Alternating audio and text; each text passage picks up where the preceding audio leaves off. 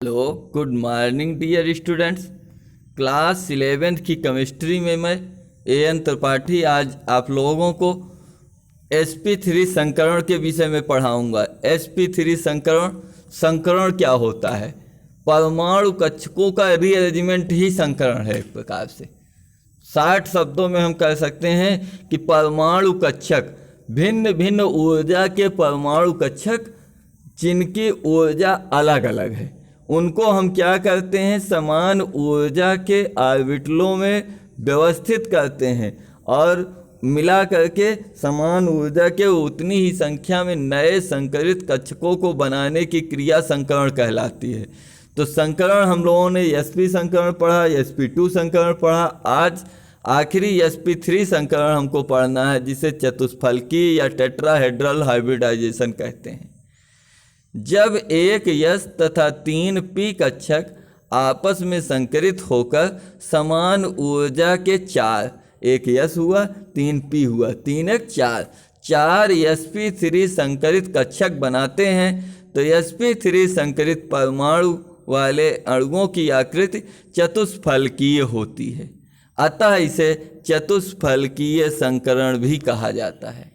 Tetrahedral hybridisation इसे इसलिए कहा जाता है क्योंकि एक यस का परमाणु कक्षक 3 पी के परमाणु कक्षक परस्पर संकरित होकर मिलकर समान ऊर्जा के 4 संकरित कक्षक बनाते हैं। उदाहरण CH4 अणु। CH4 क्या है? मीथेन अणु में कार्बन 4 हाइड्रोजन परमाणुओं से संयोजित है। एक कार्बन परमाणु से 4 हाइड्रोजन संयोजित हैं, जिनमें कार्बन परमाणु का मूल अवस्था में इलेक्ट्रॉनिक विन्यास 1s2 2s2 2p2 होता है। तो कार्बन का मूल अवस्था में इलेक्ट्रॉनिक विन्यास यहाँ पर दिया हुआ है। कार्बन 6 1s2 2s2 2p2 मूल अवस्था का इलेक्ट्रॉनिक विन्यास है। यह उत्तेजित अवस्था में क्या करता है? उत्तेजित अवस्था में इसका एक इलेक्ट्रॉन 2s से 2py में चला जाता है। 2s से 2py में चला जाता है। तो ये 1s में 2 इलेक्ट्रॉन है, 2s में 2 इलेक्ट्रॉन था, लेकिन 2py में 1 इलेक्ट्रॉन चला गया।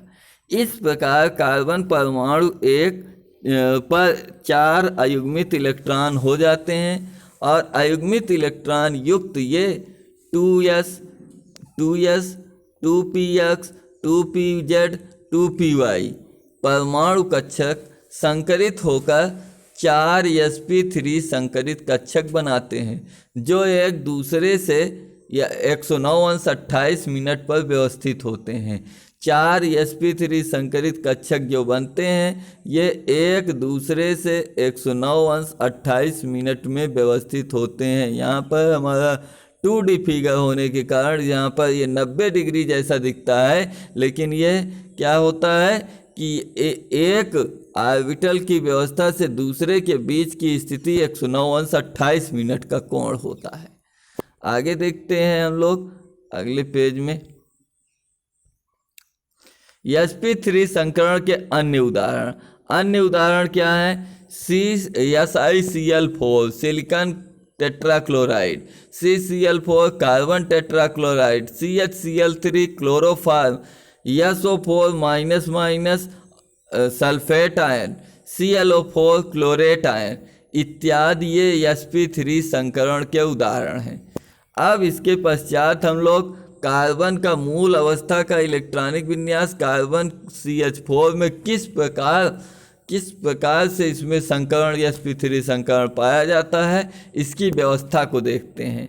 कार्बन का मूल अवस्था का इलेक्ट्रॉनिक विन्यास कार्बन 6 है, 1s2 2s2 2p2, माने कि 2 2 4 2 6 इलेक्ट्रॉन इसमें कुल स्थित हैं। 1s के दोनों इलेक्ट्रॉन युग्मित हैं मूल अवस्था में, 2s के दोनों इलेक्ट्रॉन युग्मित हैं, 2p में 2 इलेक्ट्रॉन है, यहाँ पर 3 कक्षक है लेकिन 2 ही इलेक्ट्रॉन हैं, दोनों अयुग्मित हैं।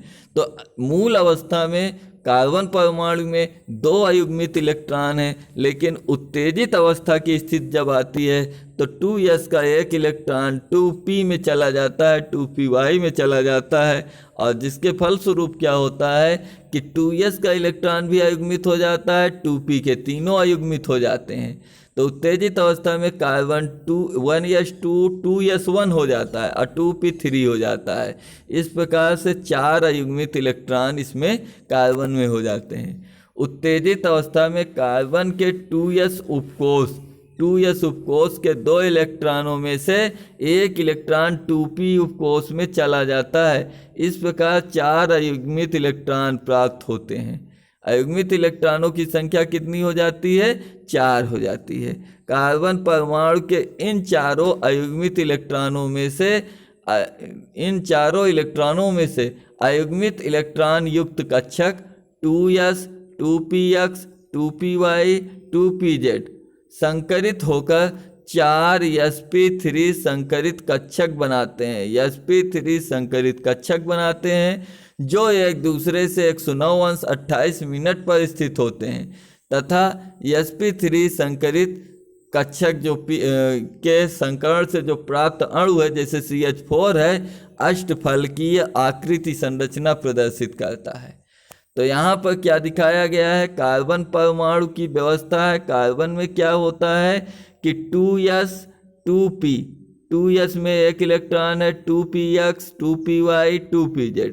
इनमें क्या है कि एक अयुग्मित इलेक्ट्रॉन प्रत्येक परमाणु कक्षक में है, और हाइड्रोजन परमाणु इसके साथ क्या करता है? हाइड्रोजन जिसका परमाणु क्रमांक 1 है, हाइड्रोजन परमाणु आपका 1 परमाणु क्रमांक होने के कारण ये 1s1 दर्शाता है, माने इसके बाह्यकोश में एक ही इलेक्ट्रॉन है। वो अपने एक इलेक्ट्रॉन 4 हाइड्रोजन परमाणु, एक हाइड्रोजन का ये, दूसरे हाइड्रोजन, तीसरे हाइड्रोजन, चौथे हाइड्रोजन, चारों के एक इलेक्ट्रॉन परस्पर कार्बन के एक अयुग्मित इलेक्ट्रॉन से संकरित होते हैं, और संकरित होने के फलस्वरूप क्या होता है कि यह आपका संकरित कक्षक sp3 संकरित परमाणु कक्षक CH4 अणु के लिए बना रहा है।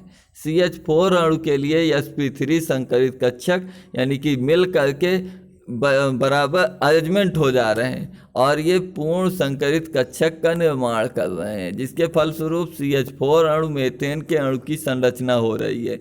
यहाँ पर मेथेन के अणु की संरचना को दिखाया गया है। मूल अवस्था में क्या होता है कि मूल अवस्था में कार्बन परमाणु आपका मूल अवस्था में कार्बन के बाह्यकोश में कुल 4 इलेक्ट्रॉन होते हैं, लेकिन इसमें 2s के 2 युग्मित और 2p के 2 अयुग्मित इलेक्ट्रॉन है। उत्तेजित अवस्था में 2s में 1, 2p में 3 आता है।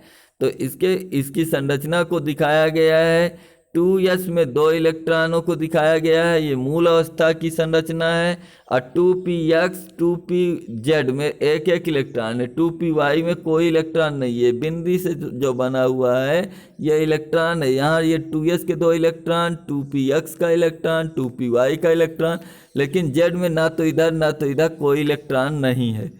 तो जब उत्तेजित अवस्था में जाता है तो क्या होता है? 2s में 1 इलेक्ट्रॉन रहता है, 2px 2py 2pz में भी एक इलेक्ट्रॉन व्यवस्थित हो जाते हैं, और जब ये संकरण करते हैं दूसरे हाइड्रोजन परमाणु से, ये संयोग करते हैं, एक इलेक्ट्रॉन साझेदारी करते हैं, तो ये sp3 या sp3 संकरण सिग्मा बंध बना लेते हैं। एक सिग्मा बंध, दूसरा सिग्मा बंध, तीसरा सिग्मा बंध, चौथा सिग्मा बंध, यानी कि sp3 संकरण यहाँ पर करता है, और CH4 की संरचना इस प्रकार से हो जाती है, जिसमें एक कोण से दूसरे कोण के बीच की कोण, एक हाइड्रोजन परमाणु से दूसरे हाइड्रोजन के बीच के कोण 109°28' होता है। इसकी आकृति चतुष्फलकीय होती है। ये चतुष्फलकीय संरचना दिखाता है। इस प्रकार आज हम लोगों ने sp3 संकरण को पढ़ लिया है। और इसके साथ हमारा संकरण का जो मेन टॉपिक थे सारे के सारे समाप्त हो चुके हैं। अब हमें केवल sp3d संकरण, sp3d2 संकरण, sp3d3 संकरण और dsp2 संकरण, जो कि आपको आगे की क्लास बीएससी वगैरह में मिलेंगी। तो इन संकरण को आपको पढ़ना होगा भविष्य में, और इंटर के सिलेबस में केवल इतने ही संकरण थे। कल हम लोग आणविक कक्षक सिद्धांत के साथ मिलेंगे, तब तक के लिए जय हिंद।